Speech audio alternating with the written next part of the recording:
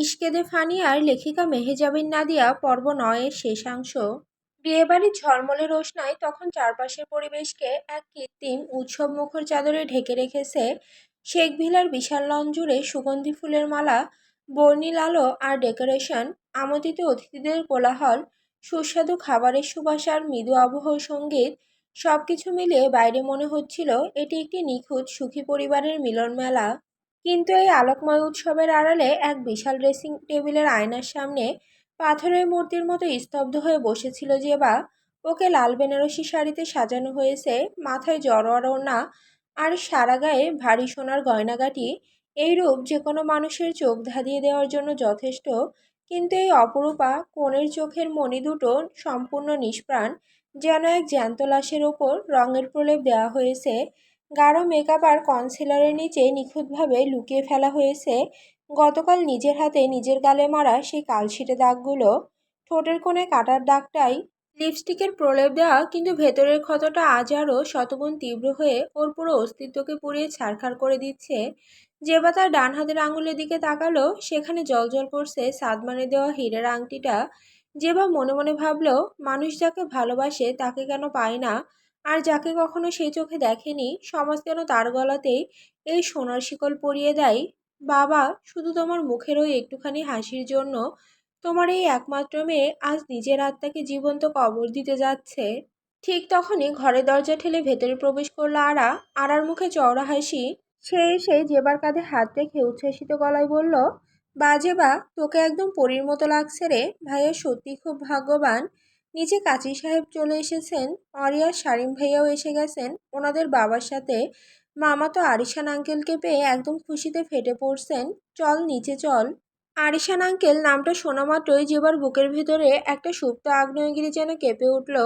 ওনার আসার কথা ছিল তা সে জানতো, কিন্তু জেবা কিভাবে ওনার ওই তীক্ষ্ণ চাহনির সামনে দাঁড়াবে, ওনার ওই গম্ভীর পিতৃত্বের চাহনি কিভাবে সহ্য করবে, যখন ও নিজে এক নিষিদ্ধ কামনাময় অনুভূতির অপরাধবোধে প্রতিনিয়ত পুড়ছে। জেবা কোনো মতে নিজের চোখের জল আটকে ওড়নাটা টেনে মাথাটা আরও নিচু করে নিল। ও ধীর পায়ে অরার হাত ধরে সিঁড়ি দিয়ে নিচে নামতে লাগলো। প্রতিটি সিঁড়ি যেন ওকে এক অন্ধকার অন্তহীন গহ্বরের দিকে নিয়ে যাচ্ছিল। নিচের বিশাল হলরুমে তখন উৎসবের আমেজ তুঙ্গে। ছোপায় বসে আছেন এই দেশের ক্ষমতাধর স্বরাষ্ট্রমন্ত্রী আরিশান মৃধা। ওনার পরনে একটি ধবধবে সাদা কটন পাঞ্জাবি ও পাজামা। ওনার কালো সাদা দাড়ি, চশমার আড়ালে থাকা বাঘের মতো তীক্ষ্ণ চোখ আর আজন্ম লালিত গাম্ভীর্য পুরো হলের পরিবেশকে এক অন্য স্তরের গরিমা এনে দিয়েছে। ওনার ঠিক পাশেই বসে আছেন সোলেমান শেখ। দুই বন্ধুর মুখে চওড়া হাসি। অনেকদিন পর সোলেমান শেখের মুখে এমন তৃপ্তির হাসি দেখা যাচ্ছে। ওনার একটু দূরে দাঁড়িয়ে আছে অরি আর শারিম। অরির পরনে একটি ফর্মাল শার্ট আর তার উপর চমৎকার একটি কোট। ওর চোখ দুটো লালচে, বোঝাই যাচ্ছে গত রাতের ধকল এবং এক অজানা মানসিক যন্ত্রণায় ও ভেতর ভেতরে শেষ হয়ে যাচ্ছে। শারিমের পরনে একটি গ্রে কালারের শার্ট আর প্যান্ট। ওর স্বভাবসুলভ সেই দুষ্টুমি বা বাঁকা হাসির লেশমাত্র আজ মুখে নেই। ওর চোয়াল শক্ত, চোখ দুটো টকটকে লাল এবং অবয়বে এক ভয়ঙ্কর জেদ খেলা করছে। সাদমান এক কোণে দাঁড়িয়ে আছে, পরনে ওর ফর্মাল ব্লেজার স্যুট। মুখে কোনো উচ্ছ্বাস নেই। একজন হার্ট সার্জন যেভাবে ওটিতে যাওয়ার আগে নিজেকে সম্পূর্ণ আবেগহীন করে ফেলে, সাদমানকে ঠিক তেমনই দেখাচ্ছিল। গতকাল ডক্টর আয়ুষের চেম্বারে যেবার ডায়েরির পাতা আর ওর প্যাশনেট অবসেসিভ লাভ ডিসঅর্ডারের সত্যটা জানার পর সাদমানের ভেতরের প্রেমিক পুরুষটি এক রাতেই মরে ভূত হয়ে গেছে। এখনও শুধু একজন বড় ভাই যে তার বোনের এই ধ্বংসাত্মক নরক যন্ত্রণার প্রবণতা থেকে তাকে চিরতরে মুক্ত করতে চায়। তার জন্য যদি পুরো দুনিয়া উল্টে দিতে হয়, সাদমান তাতেও প্রস্তুত। জেবাকে এনে হলরুমের মাঝখানে একটি সুসজ্জিত সোফায় বসানো হলো। কাজী সাহেব ওনার খাতা খুলে কলম ঠিক করলেন। সোলেমান শেখ এগিয়ে এসে জেবার মাথায় হাত রাখলেন। মা আমার, আজ আমার জীবনে সবচেয়ে আনন্দের দিন। তোকে যোগ্য মানুষের হাতে তুলে দিতে পারছি, এর চেয়ে বড় শান্তি একজন বাবার জন্য আর কি হতে পারে। জেবা মাথা নিচু করে রইল। ও এক পলক আরিশান মৃধার দিকে তাকালো। আরিশান মৃধা অত্যন্ত স্নেহ ভরে জেবার দিকে তাকিয়ে একটু হাসলেন। সেই হাসিতে ছিল শুধু এক পরম নির্ভরতা আর বন্ধুর মেয়ের জন্য শুভকামনা। কিন্তু সেই পবিত্র দৃষ্টি দেখে জেবার বুকটা যেন চুরমার হয়ে গেল। ও মনে মনে চিৎকার করে বলতে চাইল, আঙ্কেল ওভাবে তাকাবেন না, ও চোখে পিতৃত্বের আলো ছড়াবেন না। আমি যে এক মহাপাপী, আমি মনে মনে আপনার ওই চওড়া কাঁধের আশ্রয় চেয়েছি। কাজী সাহেব গলা ঝেঁকে বললেন, তাহলে সোলেমান সাহেব অনুমতি দিলেন আমরা শুভ কাজ শুরু করি। বর সাদমান শাহরিয়ার চৌধুরী এবং কনে জেবা সুলতানা শেখ। কাজী সাহেব বাক্যটি শেষ করার আগে হলরুমের মাঝখানে বজ্রপাতের মতো একটা শব্দ প্রতিধ্বনিত হলো, থামুন। শব্দটা সোলেমান শেখ বা কাজী সাহেবের কাছ থেকে আসেনি, ওটা এসেছে শারিমের কণ্ঠ থেকে। শারিম হুট করে হলরুমের মাঝখানে এসে দাঁড়ালো। ওর গলার তীব্র আওয়াজে পুরো ড্রয়িং রুমে পিনপতন নীরবতা নেমে এলো। আমন্ত্রিত অতিথিরা অবাক হয়ে তাকিয়ে রইলেন। আরিশান মৃধা ভ্রুকুচকে ছেলের দিকে তাকালেন। ওনার গম্ভীর কণ্ঠস্বরে কিছুটা বিরক্তি ফুটে উঠল। শারিম, এটা কি ধরনের অভদ্রতা? বসো এখানে। শারিম ওর বাবার কথায় কোনো উত্তর দিল না, এক চুলও নড়ল না। সে নিজের পকেট থেকে ওয়াকি টকির মতো একটা ডিভাইস বের করে কিছু একটা বলতেই সাথে সাথে শেখ ভিলার সমস্ত প্রবেশদ্বার সশব্দে বন্ধ হয়ে গেল। বাইরে দাঁড়িয়ে থাকা শারিমের স্পেশাল ফোর্স এবং ব্ল্যাক ক্যাট কমান্ডোরা এক সেকেন্ডের মধ্যে পুরো হলরুমের চারপাশ ঘিরে ফেলল। প্রত্যেকের হাতে স্বয়ংক্রিয় অস্ত্র। বিয়েবাড়ির অতিথিরা ভয়ে চিৎকার করে উঠলেন। সোলেমান শেখ আসন ছেড়ে দাঁড়িয়ে পড়লেন। ওনার মুখ ভয়ে ফ্যাকাশে হয়ে গেল। শারিম বাবা, এগুলো কি হচ্ছে? আরিশান, তোর ছেলে এসব কি করছে? আরিশান মৃধা চরম ক্ষোভে সোফা থেকে উঠতে চাইলেন। শারিন, তুমি কি পাগল হয়ে গেছো? মিনিস্টারের প্রোটোকল ফোর্সের অপব্যবহার করছো তুমি। ইমিডিয়েটলি সব বন্ধ করো। কিন্তু আরিশান মৃধা সোফা থেকে ওনার শরীরটা পুরোপুরি সোজা করার আগে শারিম ওনার পেছনে এসে দাঁড়ালো। চোখের পলকে কোনো কিছু বুঝে ওঠার আগেই শারিমের হাতের দুটো ধাতব বস্তু ক্লিক শব্দে আরিশান মৃধার দুই হাতের কবজিতে আটকে গেল। সবাই স্তব্ধ হয়ে দেখল শারিমে দেশের স্বরাষ্ট্রমন্ত্রী স্বয়ং তার নিজের জন্মদাতা পিতাকে ওনার বসার চেয়ারের দুই পাশের হাতলের সাথে শক্ত করে হ্যান্ডকাপ দিয়ে বেঁধে ফেলেছে। শারিম, আরিশার মৃধা গর্জে উঠলেন। ওনার ফর্সা মুখটার আগে অপমানে টকটকে লাল হয়ে গেল। ওনার হাতের রগগুলো ফুলে উঠল। তোমার এত বড় সাহস, তুমি নিজের বাবাকে হ্যান্ডকাপ পরাচ্ছ? Are you out of your mind? পুরো বিয়ে বাড়িতে হইচই পড়ে গেল। সোলেমান শেখ তেড়ে এলেন শারিমের দিকে। শারিন, ছাড়ো ওকে। আমার মেয়ের বিয়ে, এখানেই তামাশা আমি বরদাস্ত করব না। কিন্তু আশ্চর্যজনকভাবে এই পুরো ঘটনার মাঝে বর্ষাজে দাঁড়িয়ে থাকা সাদমান বিন্দুমাত্র বিচলিত হলো না। ওর মুখে কোনো বিস্ময় নেই, কোনো ভয় নেই। ও অত্যন্ত শান্ত পায়ে এগিয়ে এসে সোলেমান শেখের সামনে দাঁড়ালো এবং ওনার হাতটা শক্ত করে চেপে ধরলো। মামা, আপনি শান্ত হন। যেখানে আছেন সেখানেই চুপচাপ দাঁড়িয়ে থাকুন। আজকে এখানে কোনো তামাশা হচ্ছে না। আজকে এখানে একটা জীবনের সবচেয়ে বড় অস্ত্রোপচার হতে যাচ্ছে। সাদমানের কণ্ঠ ছিল বরফের মতো ঠান্ডা। সোলেমান শেখ ওনার ভাগ্নের এই রূপ দেখে আকাশ থেকে পড়লেন। সাদমান, তুই এদের সাথে আসিস? তুই তো জেবাকে বিয়ে করতে চেয়েছিলি। সাদমান কোনো উত্তর দিল না, সে শুধু এক পলক জেবার দিকে তাকালো, যে ভয়ে এবং আতঙ্কে কাঁপতে কাঁপতে সোফা ছেড়ে উঠে দাঁড়িয়েছে। শাড়ি মারিশান মৃধার চেয়ারের ঠিক পাশে গিয়ে দাঁড়ালো। ও হ্যান্ডকাপের চাবিটা পকেটে রেখে অত্যন্ত তীক্ষ্ণ চোখে জেবার দিকে তাকালো। ওর চোখ দুটো যেন জেবার মেকআপ করা মুখের ভেতরে সব সত্য এক নিমিষে পড়ে ফেলল। জেবা সুলতানা শেখ, আমি তোমাকে একটা সোজা প্রশ্ন করব, আর তুমি সেটা সোজা উত্তর দিবে, কোনো লুকোছাপা না, কোনো সামাজিক ভণ্ডামি না। জেবা কাঁপতে কাঁপতে অন্যটা চেপে ধরল। শারিম, শারিম ভাইয়া প্লিজ। শারিম ওর দিকে এক পা এগিয়ে গিয়ে অত্যন্ত গম্ভীর গলায় বলল, জেবা, তুমি কি আমার বাবা আরিশান মৃধাকে ভালোবাসো? হ্যাঁ কি না? তুমি কি ওনার ওই গম্ভীর ব্যক্তিত্বের সঙ্গী হয়ে ওনার ছায়ায় নিজের বাকি জীবনটা কাটাতে চাও? সত্যিটা বলবে? এই একটা প্রশ্নে পুরো হলরুমের বাতাস যেন জমে বরফ হয়ে গেল। আরিশান মৃধা ওনার ছেলের এই প্রশ্ন শুনে এতটাই স্তম্ভিত হলেন যে ওনার ক্ষোভ এক মুহূর্তে এক গভীর বিস্ময়ে রূপ নিল। ওনার মনে হলো ওনার কান দুটো কোনো ভুল শুনছে। উনি অবিশ্বাস্য দৃষ্টিতে ওনার নিজের ছেলের দিকে তাকালেন।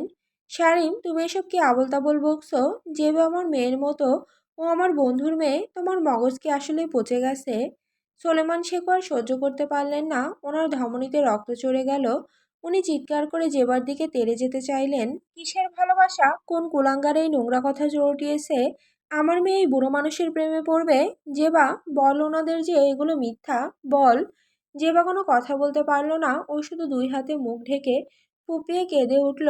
ও মার্বেল মেঝের দিকে তাকিয়ে মনে মনে আল্লাহর কাছে শুধু নিজের মৃত্যু কামনা করছিল। ও কিভাবে এই সবার সামনে নিজের সেই নিষিদ্ধ অনুভূতির কথা স্বীকার করবে? ও মুখ খুললেই যে ওনার বাবার সম্মান ধুলো মিশে যাবে। ও মুখ খুললেই যে আরিশান আঙ্কেল টেন্ডারলি ওকে এক ঘৃণ্য পাপী মনে করবে। জেবাকে নীরব দেখে শারীন প্রচণ্ড রেগে টেবিলের ওপর একটা সজোরে থাপ্পড় মারল। কথা বলো জেবা, মুখ খোলো। ঠিক একই সময় সাদমান ওর শান্ত ভাব বজায় রাখতে পারল না। ও জেবার সামনে গিয়ে ওর কাঁধ দুটো শক্ত করে ঝাঁকুনি দিয়ে ধমকে উঠল, জেবা, অনেক হয়েছে নিজের ওপর এই নোংরা অত্যাচার। ডক্টর আয়ুষের ফাইলের প্রতিটি সত্য এখানে প্রকাশ পাবে। মুখ খোল, নয়তো আজ এখানে রক্তের নদী বয়ে যাবে। তুই কি আরিশান মিধাকে ভালোবাসিস? সাদমানের এই রুদ্ররূপ আর কথাগুলো শোনা মাত্রই জেবার ভেতরের সমস্ত বাঁধ এক নিমিষে ভেঙে চুরমার হয়ে গেল। ও আর পারল না নিজের ভেতরে সে 1 বছরের নরক যন্ত্রণা চেপে রাখতে। ও মাথা তুলে চিৎকার করে কেঁদে উঠল। ওর চোখ দিয়ে মেকআপ ধুয়ে নোনা জল গড়িয়ে পড়তে লাগলো। হ্যাঁ, হ্যাঁ, আমি ভালোবাসি ওনাকে। জেবা পুরো হলরুম কাঁপিয়ে আর্তনাদ করে উঠল। আমি ভালোবেসে ফেলেছি আরিশান আঙ্কেলকে। আমি ওনার ওই সুরক্ষাকারী পিতার রূপ, ওনার ওই গম্ভীর ব্যক্তিত্বের অতল গহ্বরে ডুবে গেছি। আমি শুধু চেয়েছিলাম ওনার জীবনের বাকি বছরগুলো ওনার সেবার অধিকার পেতে, ওনার ছায়া থেকে মরতে। হ্যাঁ, আমি ওনাকে ভালোবাসি। যেবার এই বুকচেরা স্বীকারোক্তি শেষ হতেই পুরো বিয়েবাড়িতে এক শ্মশানের নীরবতা নেমে এলো। সলেমান শেখ যেন আকাশ থেকে পড়লেন। ওনার চারপাশে সবকিছু ঘুরতে লাগলো।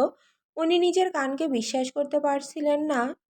ওনার 18 বছরের কচি মেয়ে, ওনার চোখের মণি, ওনারই 50 বছর বয়সী বন্ধু আরিশান মিধার প্রেমে পড়েছে। উনি কাঁপতে কাঁপতে নিজের বুকে হাত দিয়ে জেবার দিকে তেড়ে আসতে চাইলেন।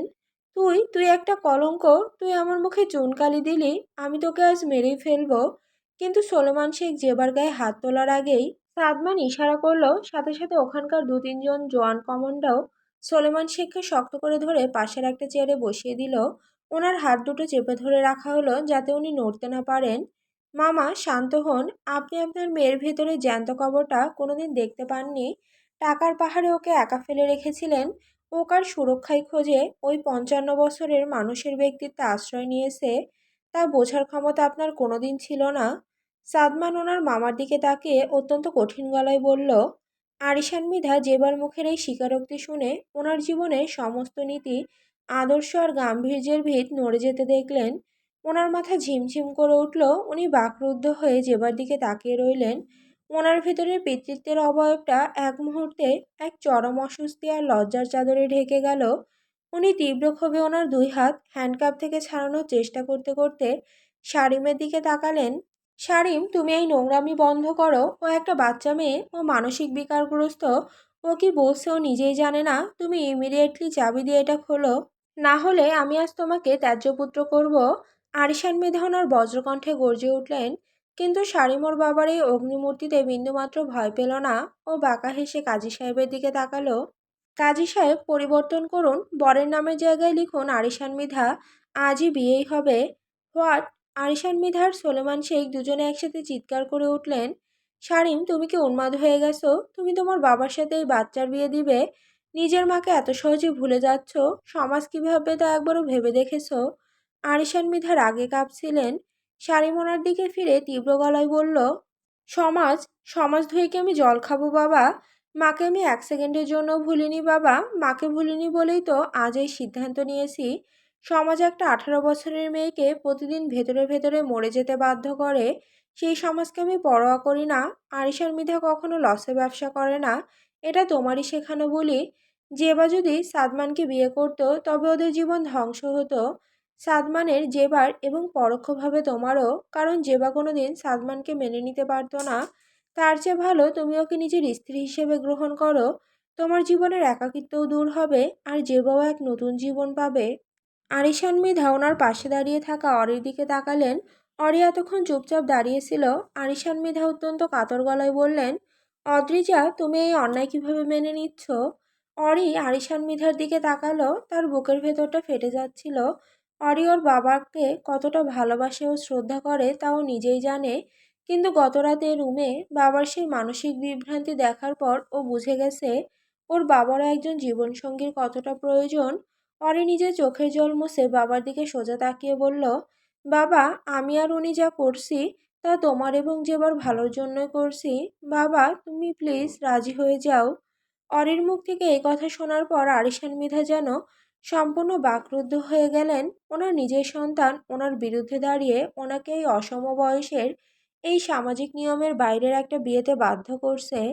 উনি বিস্ময়ে, অপমানে আর তীব্র যন্ত্রণায় নিজের চোখ দুটো বন্ধ করে নিলেন। কাজী সাহেব কাঁপা কাঁপা হাতে খাতা ঠিক করলেন। শারিমের এই রূপ আর চারপাশের কমান্ডোদের অস্ত্র দেখে ওনার কলম কাঁপছিল। উনি অত্যন্ত মৃদুস্বরে আরিশান মৃধার দিকে তাকিয়ে বললেন, মাননীয় মন্ত্রী মহোদয়, আপনি কি 20 লক্ষ টাকা দেনমোহর ধার্য করিয়া সোলেমান শেখের কন্যা জেবা সুলতানাকে নিজের বিবাহিতা স্ত্রী হিসেবে কবুল করিবেন? কখনো না। আরিশান মৃধা ওনার চোখ মেলে সিংহের মতো গর্জে উঠলেন, আমি এই বিয়ে মানব না, কবুল আমি বলবো না। শারিম, তুমি আমার লাশ নিয়ে যেতে পারো এখান থেকে, কিন্তু আরিশান মৃধা নিজের নীতি কোনোদিন ভাঙবে না। পুরো বিয়েবাড়ির পরিবেশ আবার উত্তপ্ত হয়ে উঠল। সোলেমান শেখ চেয়ার থেকে ওঠার জন্য ছটফট করতে লাগলেন, কিন্তু কমান্ডোদের গ্রিপ এতটাই শক্ত ছিল যে উনি নড়তে পারলেন না। ঠিক তখনই সেখানে উপস্থিত প্রতিটি মানুষের হৃৎপিণ্ডের গতি 1 সেকেন্ডের জন্য স্তব্ধ করে দিয়ে একটি ধাতব মেকানিজমের সুপরিচিত শীতল শব্দ পুরো হলরুমে প্রতিধ্বনিত হলো। শারিমের ডান হাতের শক্ত গ্রিপে মুহূর্তে সূর্যালোকে চকচক করে উঠল একটা লোডেড কোল্ড রিভলভার। ওর হাতটি কাঁপছে না, ওর চোখ দুটো যেন টকটকে লাল রক্তে ভেসে যাচ্ছে, কপাল দিয়ে অনবরত ঝরছে ঘাম। কিন্তু আশ্চর্যের বিষয় হলো সেই রিভলভারের মারণ নলটি ওর বাবার দিকে তাক করেনি। ওটা অত্যন্ত শক্তভাবে চেপে ধরে আছে নিজের ডান কানের ঠিক ওপরে, নিজের মাথায়। শারিম, আরিশান মৃধার ওনার নিজের জীবনের সবচেয়ে বড় ধাক্কাটা খেলেন। ওনার সেই আজন্ম লালিত গাম্ভীর্য, ওনার অহংকার, ওনার স্বরাষ্ট্রমন্ত্রীর ক্ষমতা, সব কিছু এক নিমিষে ধুলোয় মিশে গেল যখন উনি দেখলেন ওনার একমাত্র ছেলে নিজের মাথায় বন্দুক ঠেকিয়ে রেখেছে। উনি ওনার হ্যান্ডকাপ পরা হাত দুটো দিয়ে চেয়ারের হাতল শক্ত করে চেপে ধরে ওনার গম্ভীর কণ্ঠস্বরকে যথাসম্ভব শান্ত রাখার চেষ্টা করে বললেন, শারিম, মাথা খারাপ করো না, নামাও ওটা, ওটা একটা লোডেড গান, নামাও বলছি। কিন্তু আরিশান মৃধার ভেতরে সেই চাপা উদ্বেগ, ওনার পিতৃত্বের তীব্র ভয়, ওনার হাত দুটোর মৃদু কম্পনে স্পষ্ট প্রকাশ পেয়ে যাচ্ছিল। উনি কোনোদিন কোনো পরিস্থিতিতে এভাবে ভেঙে পড়েননি, কিন্তু আজ ওনার নিজের ছেলের জীবন ওনার নিজের সিদ্ধান্তের ওপর ঝুলছে। আমি এক চুলও নড়ব না বাবা, আর এই বন্দুকও আমার মাথা থেকে নামবে না। সারেম গর্জে উঠল। ওর গলার আওয়াজ পুরো রুমের প্রতিটি দেওয়ালে প্রতিধ্বনিত হলো। ওর আঙুলটা রিভলভারের ট্রিগারে শক্ত হয়ে বসে আছে। আজ তোমাকে তোমার এই ভুয়নীতি আর আদর্শের শেষ সিদ্ধান্ত দিতেই হবে। হয় তুমি এই মুহূর্তে জেবাকে নিজের স্ত্রী হিসাবে মেনে নিয়ে ওকে কবুল বলবে, না হলে এই তোমার একমাত্র ছেলের মাথার মগজ এই দেওয়ালে ছিটকে পড়তে দেখবে। Choice is yours, mister Arishan Mridha. আমার ধৈর্যের পরীক্ষা নিও না। জেবা এই দৃশ্য দেখে আর নিজের জায়গায় স্থির থাকতে পারল না। ও ওখান থেকে দৌড়ে এসে সানিমের পায়ের কাছে হাঁটু গেড়ে বসে পড়ল। ওর লাল বেনারসির আঁচল মাটিতে লুটিয়ে পড়ল। জড়োয়ার গয়নাগুলো ঝনঝন করে উঠল। ও ডুকরে কেঁদে উঠে সানিমের পা জড়িয়ে ধরে বলল, সানিম ভাইয়া, দোহাই লাগে আপনার, দোহাই আল্লাহর, এমন আত্মঘাতী কাণ্ড করবেন না। আমার মতো একটা পাপী মেয়ের জন্য নিজের মাথায় বন্দুক ধরবেন না। আমি আমি চলে যাব এখান থেকে। আমি এই শহর ছেড়ে, এই দেশ ছেড়ে চিরতরে চলে যাব। আমি আর কোনোদিন আরিশান আঙ্কেলের সামনে আসবো না, ওনাকে নিজের এই মুখ দেখাবো না। প্লিজ, আপনার পায়ে পড়ি, বন্দুকটা নামান, আঙ্কেলকে বাধ্য করবেন না। যেবার এই কান্নার আর্তনাদ পুরো বিয়েবাড়ির বাতাসকে ভারী করে তুলল। অরি ওখান থেকে চিৎকার করে কেঁদে উঠে শারিমের দিকে এগিয়ে যেতে চাইল, কিন্তু শারিম বাঁ হাত দিয়ে ইশারা করে ওকে থামিয়ে দিল। চন্দ্রিমা, এক পাও এগোবে না। সাদমান এতক্ষণ শান্ত থাকলেও ওর কপালেও এবার ঘামের ফোঁটা দেখা দিল। ও ওর পকেট থেকে হাত বের করে শারিমের দিকে তাকিয়ে অত্যন্ত ধীর গলায় বলল, শারিম, কাম ডাউন, আঙ্কেল কবুল বলছেন। আরিশান মৃধা ওনার জীবনের সবচেয়ে বড় সংকটের মুখোমুখি দাঁড়িয়ে। উনি এক পলক তাকালেন নিচে রক্তাক্ত চোখে কেঁদে চলা জেবার দিকে, যার অবদমিত ভালোবাসার আকুলতা আজ ওনার ছেলেকে আত্মহত্যার মুখে দাঁড় করিয়েছে। আর এক পলক তাকালেন ওনার নিজের কলিজার টুকরো সারেমের দিকে, যার চোখে এই মুহূর্তে শুধু মৃত্যু আর উন্মাদ জেদ খেলা করছে। নীতি, আদর্শ, সমাজ, বন্ধু, এই সব কিছু কি ওনার একমাত্র ছেলে লাশের চেয়ে বড় হতে পারে? একজন পিতাকে ওনার নিজের চোখের সামনে ওনার সন্তানের মাথা উড়ে যেতে দেখতে পারেন? ওনার সমস্ত অহংকার, ওনার 55 বছরের কঠোর ব্যক্তিত্ব আজ ওনার নিজের ছেলের এই চরম ব্ল্যাকমেলের কাছে নতজানু হতে বাধ্য হলো। আরিশান মৃধার চোখ দিয়ে ওনার জীবনে প্রথমবার এক ফোঁটা তপ্ত অশ্রু গড়িয়ে ওনার কাঁচা পাকা দাড়ির ওপর পড়ল। উনি একটি দীর্ঘ বুক চেরা শ্বাস নিলেন। ওনার গলার সেই বজ্রকণ্ঠ আজ এক অদ্ভুত একাকিত্ব আর পরাজয়ের গ্লানিতে ভেঙে গেল। উনি কাজী সাহেবের দিকে না তাকিয়ে চোখ বন্ধ করে অত্যন্ত ধীর কিন্তু স্পষ্ট গলায় বললেন, কবুল কবুল কবুল। এই তিনটি শব্দ হলরুমে উচ্চারিত হওয়ার সাথে সাথে শালিমার মাথা থেকে রিভলভারটি নামিয়ে নিল। ও এক দীর্ঘ অবরুদ্ধ শ্বাস ছাড়ল। ওর পুরো শরীর ঘামে ভিজে গেছে। কাজী সাহেব কাঁপতে কাঁপতে খাতায় সই নিলেন। এরপর জেবার দিকে তা এগিয়ে দিলেন। জেবা চোখ দুটো বন্ধ করে একটা লম্বা নিঃশ্বাস ছাড়ল। এরপর তিনবার কবুল বলে খাতায় সই করে দিল। সোলেমান শেখ চেয়ারে বসেই ওনার দুই হাত দিয়ে নিজের মুখ শক্ত করে চেপে ধরে রইলেন। ওনার আজন্মের বন্ধু আরিশান মৃধা, আজ ওনার মেয়ের স্বামী, ওনার জামাতা, এই সামাজিক জটিলতা, এই অসম বয়সের অনাকাঙ্ক্ষিত বিয়ে, ওনারা কিভাবে এই সমাজের সামনে নিয়ে দাঁড়াবেন তা ওনার জানা ছিল না। কমান্ডোরা আরিশান মৃধার হাতের হ্যান্ডকাপটি খুলে দিল। মুগ্ধ হতে আরিশান মৃধা সোফা থেকে উঠে দাঁড়ালেন। ওনার ধবধবে সাদা পাঞ্জাবিতে আজ এক নতুন সম্পর্কের অমোচনীয় দাগ লেগে গেছে। উনি ওনার ছেলের দিকে একবারও তাকালেন না। উনি সোলোমান শেখের দিকেও তাকালেন না। উনি অত্যন্ত ধীর কিন্তু ভারী পায়ে নিচে বসে থাকা জেবার সামনে গিয়ে দাঁড়ালেন। জেবা তখনও মেঝেতে বসে কাঁপছিল। তার চোখের জল আর মেকআপ মিলেমিশে একাকার।